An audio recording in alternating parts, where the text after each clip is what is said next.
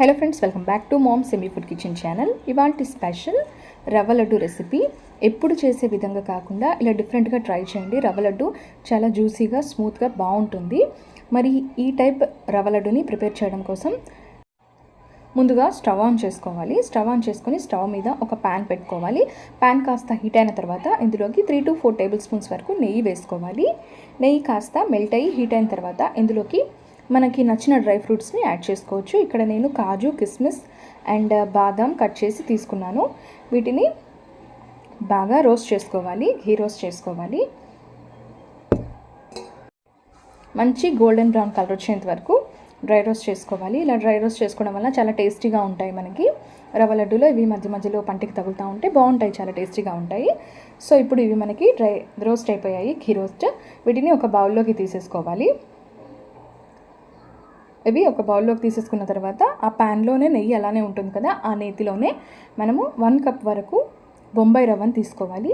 ఇక్కడ మనము 1 కప్ బొంబాయి రవ్వను తీసుకొని బాగా మంచి గోల్డెన్ బ్రౌన్ కలర్ వచ్చేంత వరకు స్టవ్ని మీడియం ఫ్లేమ్లో ఉంచేసి బాగా రోస్ట్ చేసుకోవాలి.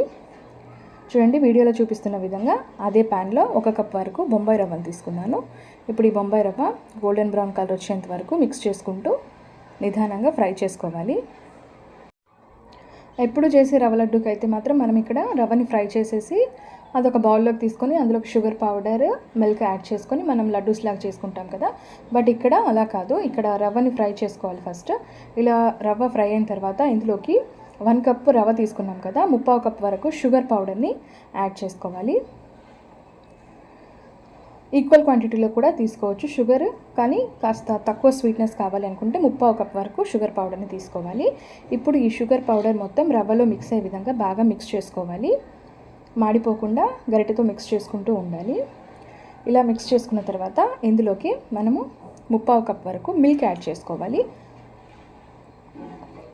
మిల్క్ యాడ్ చేసుకోవడం వలన మనకి ఈ రవ్వ లడ్డు అనేది చాలా జ్యూసీగా వస్తుందన్నమాట. స్టవ్ ఆన్లో ఉంచేస్తే మిల్క్ని కూడా యాడ్ చేసుకోవాలి. ఇలా మిల్క్ యాడ్ చేసుకున్న తర్వాత రవ్వ, పంచదార పౌడర్ అంతా మిల్క్లో మిక్స్ అయ్యే విధంగా బాగా మిక్స్ చేసుకోవాలి. ఇలా మిక్స్ చేస్తూ ఉంటే ఒక 5 to 10 మినిట్స్లో మనకి రవ్వ మొత్తం దగ్గర పడుతుంది. ఇలా దగ్గర పడిన తర్వాత స్టవ్ని ఆఫ్ చేసేసుకోవాలి. చూడండి, మనకి వీడియోలో చూపిస్తున్న విధంగా మనకి ఇలాగ రవ్వ దగ్గర పడుతుంటుంది. ఇప్పుడు రవ్వ అనేది ఒక ముద్దలాగా తయారైపోతుంది. అప్పుడు అందులో మనం ముందుగానే ఫ్రై చేసి పెట్టుకున్నాం కదా డ్రై నట్స్, వాటిని యాడ్ చేసేసుకోవాలి. అండ్ ఇందులోనే ఇలాచీ పౌడర్ని కూడా యాడ్ చేసుకోవాలి. యాడ్ చేసుకొని ఇలా మిక్స్ చేసుకుంటూ ఉండాలి, లేకపోతే కింద మాడిపోతుంటుంది. సో ఇలా మిక్స్ చేసుకున్న తర్వాతకి ఒక 10 మినిట్స్కి మనకి మొత్తం రవ్వ అనేది ఇలా ముద్దలాగా ఫామ్ అయిపోతుంది. ఇప్పుడు స్టవ్ ఆఫ్ చేసేసుకొని దీన్ని చల్లార్చుకోవాలి.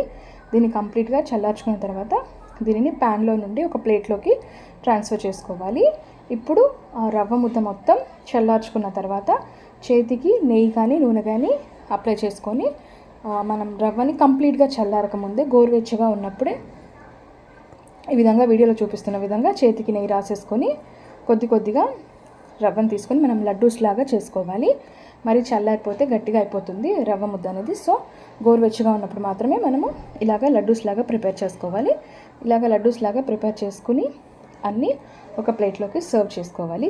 అంతేనండి, ఎంతో జ్యూసీగా టేస్టీగా ఉండే మన రవ్వ లడ్డు అనేది తయారైపోయింది.